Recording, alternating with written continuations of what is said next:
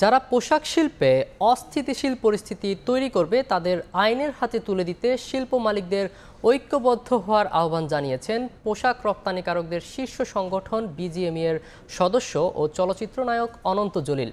শনিবার রাজধানীর উত্তরা ক্লাবে বাংলাদেশ গার্মেন্টস বাইং হাউস মালিকদের সংগঠন বিজিবিএ আয়োজিত ইফতার ও দোয়া মাহফিলে তিনি একথা বলেন।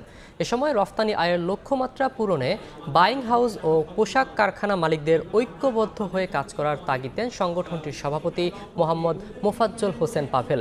এ সময় বিজিএবি নেতারা অভিযোগ করেন, তৈরি পোশাক রফতানিতে বড় ভূমিকা রাখছে, কিন্তু তাদের যৌক্তিক দাবি পূরণ হচ্ছে না।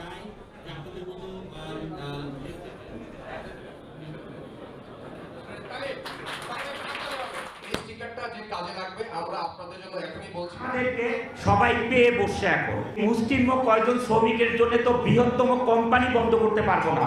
যদি এই 100-150-200 লোক আমরা আইনের হাতে যদি তুলে দিই, এটাতে আমাদের অনেক বড় সমস্যা হবে না। আমরা এদেরকে আইনের হাতে তুলে দিব, আইন তাদের ব্যবস্থা নিবে।